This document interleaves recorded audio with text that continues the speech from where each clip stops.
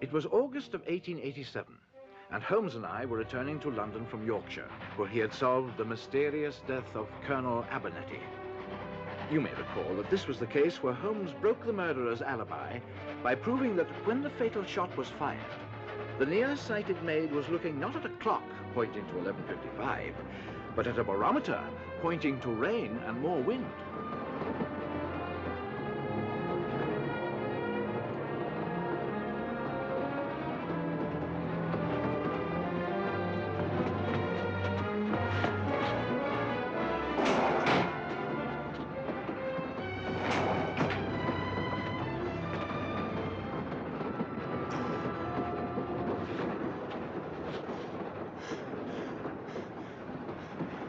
This seat, it is occupied. No.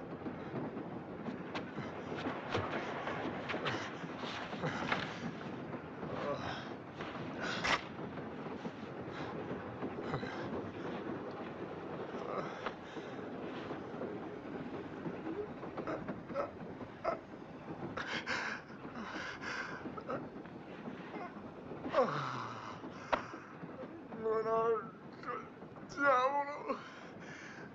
Sta caviglia mi fa tanto male.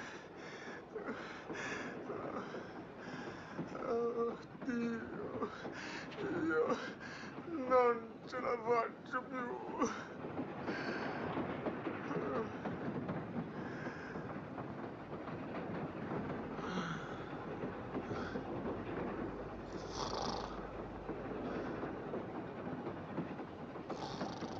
What do you make of this, Holmes? Well, the obvious facts that he is a singing teacher, that he comes from Naples, that he is having an illicit affair with the notorious Lady Rossendale, and that he jumped out of a second-story window to avoid being shot by Lord Rossendale, I can deduce nothing else. Come now, Holmes. How in the name of good fortune can you know all that? Like most people, Watson, you see, but you do not observe.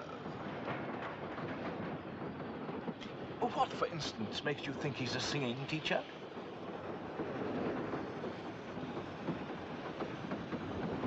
This, for instance. Now, who would normally carry a tuning fork in his pocket? A barrister? A tree surgeon? All right, I'll grant you he's a singing teacher, and I'll grant you he's Italian. But how do you know he's from Naples? The swear words he used are uniquely Neapolitan, and so is his accent. Well, what's all this nonsense about Lord and Lady Rossendale and jumping from windows and shooting? When a man bursts into a railway carriage at 5 in the morning with no luggage, his clothes in disarray, wearing bedroom slippers, and obviously fearful of pursuit, I would hardly describe him as a casual traveler. Well, agreed, but that's not The condition of his ankle, sprained but not broken, indicates that he leapt from a height no lower than, and certainly no higher than, the second story. Maybe he's an ordinary burglar. Hardly. From the mud on his sock, it is evident that he jumped before he was fully dressed. Somebody who operates without his clothes is more likely to be a lover than a burglar. I concede that You point. will also concede that the slippers are decidedly too small, therefore not his own. Whose are they, then? Whose? Note the embroidery. A dexter gauntlet, erect argent, on a field of azure. Undeniably the family crest of Lord Rossendale. My knowledge of heraldry is rather sketchy. Here, then, is my reconstruction of events. Today, being the 12th of August, the opening of the shooting season, Lord Rossendale was out of the house at the crack of dawn. Her ladyship and her Italian lover, left alone, went to it.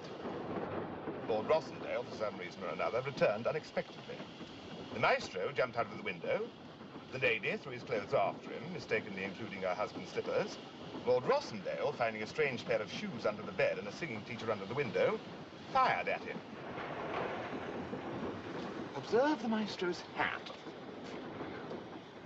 The perforations in the crown can only have been caused by shotgun pellets.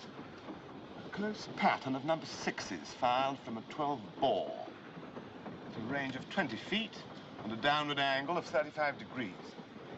Holmes, I'm afraid for once you're letting your much vaunted imagination run away with you. It's only a theory, of course. However, since you seem skeptical, let me put my theory to the test. The test? How? Just sit tight and be prepared for anything.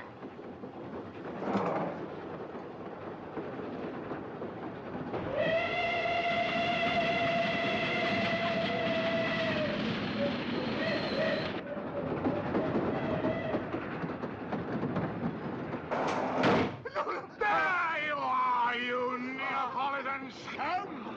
Oh, Madonna mia! Singing teacher indeed! Non spara! Non spara! I know what sort of lessons you've been giving my wife. Don't shoot, your lordship! Don't shoot! Madonna Santissima! Che faccio?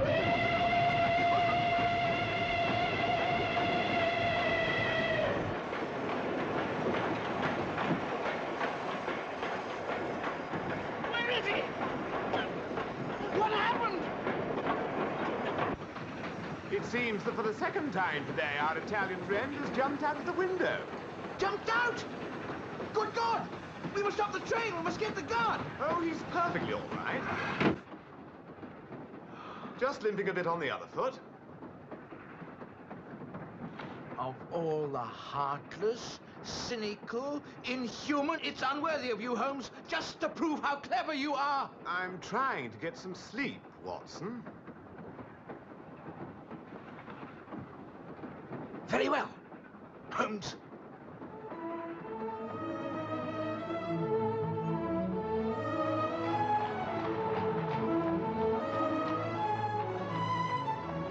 He was the most brilliant man I have ever known, and the most infuriating. He was moody, egocentric, and altogether unbearable, as our landlady, Mrs. Hudson, can attest. God bless her. Some people may have envied me for sharing that flat with him on Baker Street. I'll grant you it was stimulating, but it could also be sheer hell, especially when he was between cases.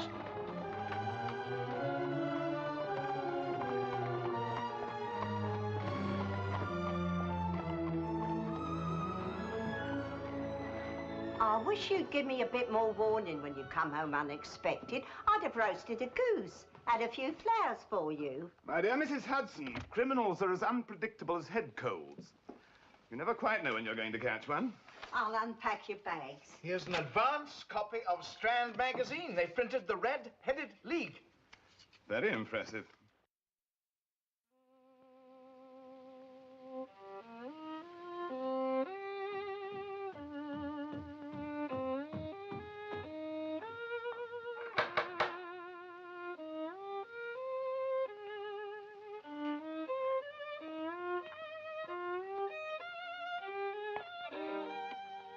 Good afternoon, Watson. I hope I'm not intruding, but I happen to be in the neighborhood, and I thought I'd drop in and see how my old friends are getting on. Come in, Lestrade. And how is Mr. Holmes these days? Oh, in top form. Holmes? Holmes? Guess who's here? It's our old chum, Inspector Lestrade.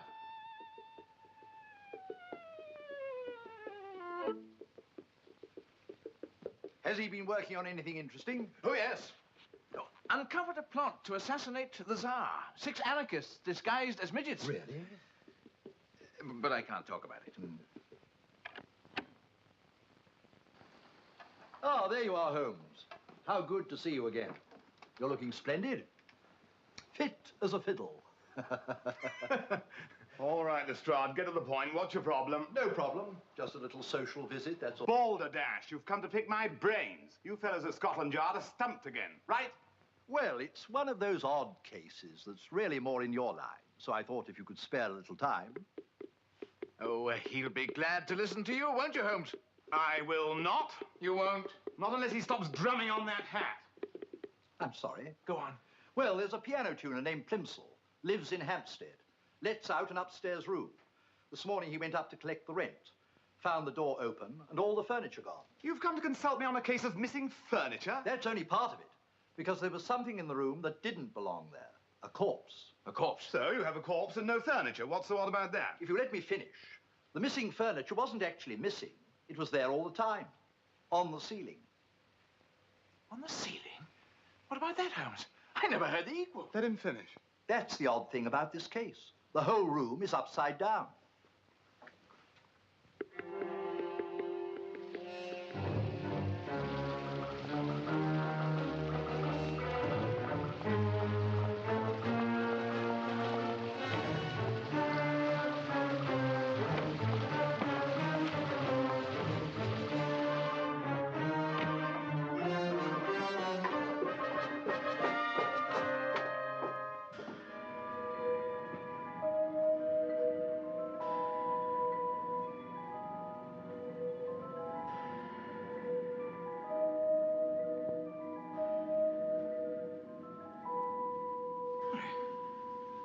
seems to defy all the laws of gravity.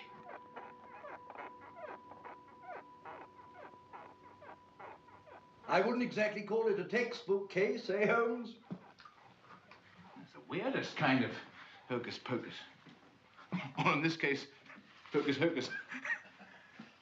What do you suppose the trick is? No trick. Just took a lot of effort and an impressive number of nails. Why would anybody want to go to all this trouble? That's what we're here to find out.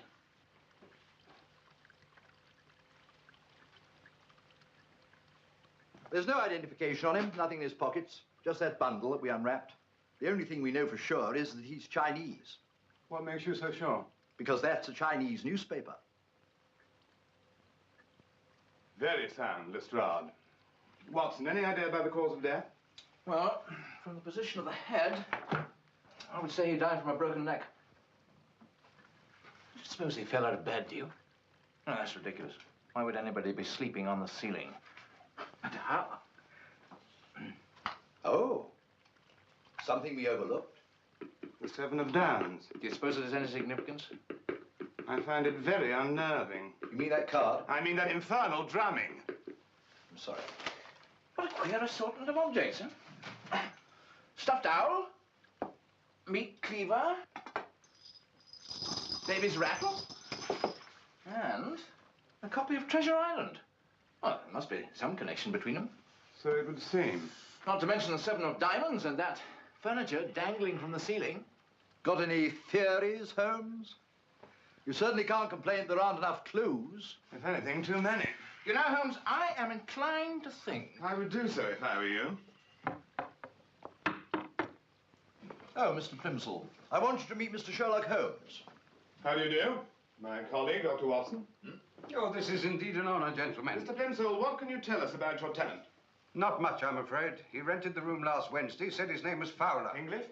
Definitely. He couldn't have been an Oriental who was educated in England. Definitely not. There are certain compensations, you know. You can't fool my ear. Tell us, Mr. Plimsoll, did you hear any hammering up here or other strange sounds? No.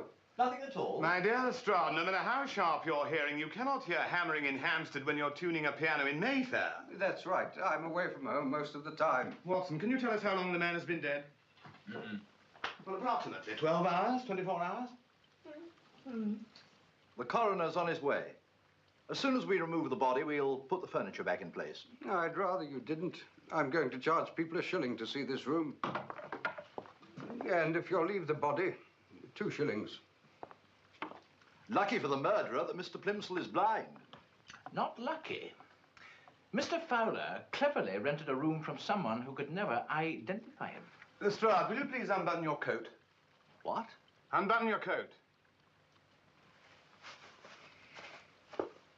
Now, Watson, button it for him. Oh, if you say so. Oh, really, Holmes? What is this nonsense? Observe the difference. Your own coat is buttoned to the right, which is normal. Now, when you buttoned his coat, you instinctively did it the same way, which means it came out to the left. What does that prove? Look at the corpse again. The coat has been buttoned wrong, and the cravat has been tied in the wrong direction. So, obviously, he did not dress himself. A reasonable assumption. It's a certainty. Someone dressed him after he was dead. You determined that from examining the foot? No, just the big toe. I must confess I'm at a complete loss. I mean, the clothes are reversed. The room is reversed. I have a thought. Maybe if we reversed ourselves. How do you mean? Well, we've been looking at this problem from the wrong perspective. Since the room is upside down, perhaps we could find some answers if we were upside down. Capital idea. Let's help him, Watson. Oh, no, I didn't mean it. Oh, no. Let me go! Put it there! Let me go! Now put your hands on the floor! Up you go! Notice anything different? Not really. But I'm starting to get dizzy. It's a terrifying sensation. I think I'm about to fall up to the ceiling. Well, there's nothing more to be accomplished around here. Gather up that bundle, will you, Watson? Hey, where are you going? Wait a minute. You can't leave me here like this. Holmes! Watson! Carry on, Lestrade. Come back!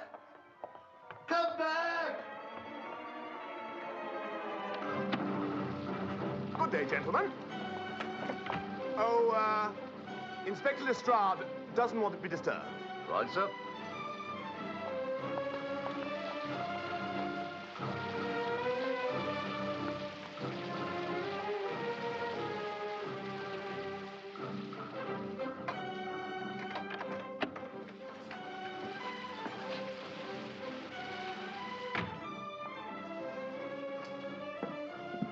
Any callers while we were gone? Yes, me. I slipped up to your bedroom and cleaned it without your permission. I think you've made a mistake there. No mistake. I'm cheating. I haven't won a game in God knows how long. Maybe this will help. Oh. You mean I've been playing with 51 cards?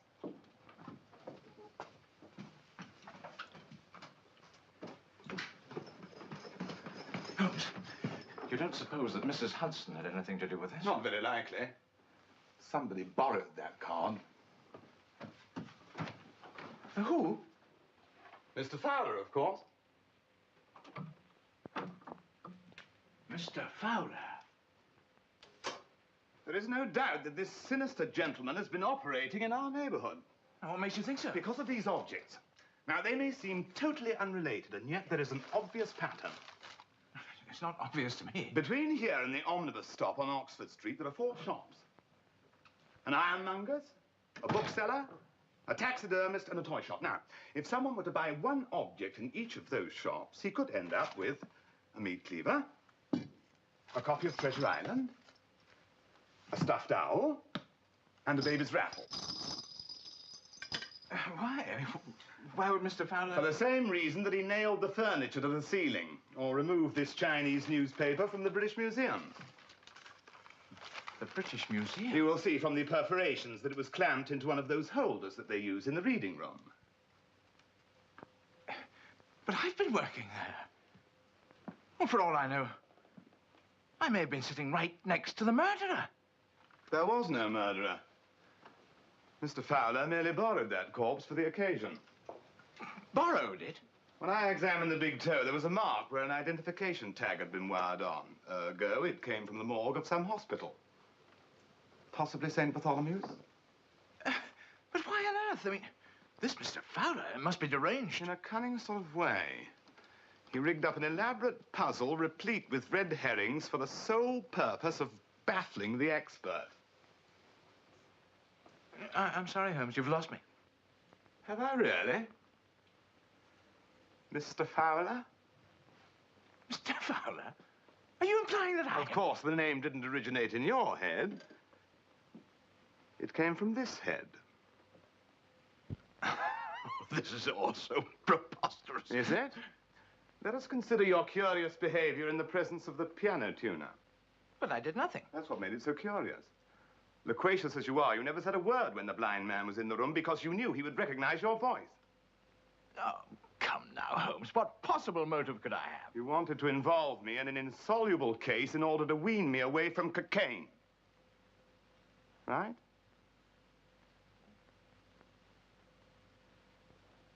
Damn you, Holmes. I hope this would keep you occupied till Christmas. Nice try, Watson. Rather primitive, but with some amusing details. Thank you. You had me fooled for almost 10 minutes. Well, I dare say I'm not very bright. No, but you're most endearing, and no one could ask for a better friend. Friend, indeed. The only reason you moved in with me was to have a steady supply of stimulants. No, Watson, you mustn't underestimate your many other charms. I warn you, Holmes, if you lock yourself in there once more... I intend to do nothing of the sort. Not until you replace this needle. It is getting rather blunt. I made you some tea and cress sandwiches. Mrs. Hudson, I want you to pack my bags. Oh, are you going away for the weekend? And beyond, I'm moving out. Moving out? I'm just as surprised as you are. You heard me, Mrs. Hudson. Let's not waste any time. Oh, dear. May I be so bold as to ask where you're going? I don't know yet. I intend to resume my practice. I am, after all, a doctor, and quite a competent one, if I say so I shouldn't. Oh, you'll find it very dull, sniffing out tonsils and flushing out kidneys. If you're looking for your medical bag, you hid it under the Moorish table. Which shows a little more imagination than last time, when you hid it under your bed.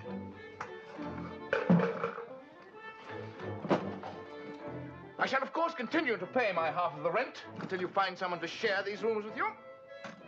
Where am I going to find anyone who will put up with my rather eccentric habits? Here's a fresh needle, and here's my farewell present to you. If you want to destroy yourself, go right ahead, but I won't sit by and watch you doing it. Watson.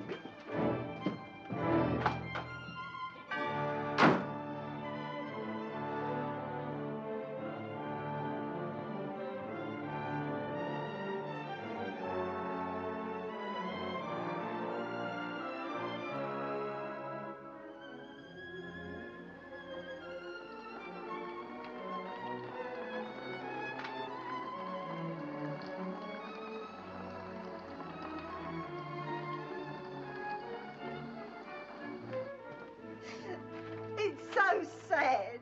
After all these years, you and Mr. Holmes. Please, Mrs. Hudson, none of that. I'll wash this and send it on to you. I'll be staying at Brown's Hotel. I know how it feels. I went through a divorce once myself. Actually, I'm rather looking forward to it. Leading a normal life again. Regular office hours, 9 to 3.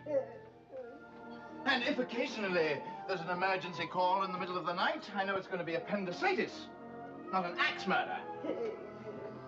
And let Holmes go mucking about in the fog and the sleet, looking for a blood-stained collar button out on the moors, with some demented hound snapping at his behind.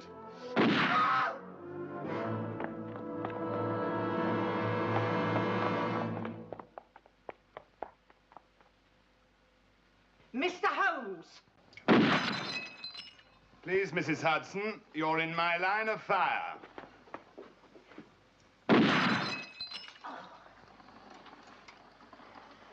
How many times have I told you I will not tolerate pistol practice on the premises? I should have evicted you when you shot them holes in my wall. Nearly celebrating Her Majesty's Golden Jubilee. Look at that mess you've made. All right, Mrs. Hudson, I'll clean it up while you unpack my things. Unpack? You heard him. Thank you, Holmes. I know how difficult this must have been for you. Not really. It was a simple choice between a bad habit and a good companion. You've made me very happy. I've often been accused of being cold and unemotional, and I admit to it. And yet in my own cold, unemotional way, I'm very fond of you, Watson. I know that. But one likes to hear these things occasionally. Look at this, covered with that nasty stuff. I'd better dry it off. I'll do it.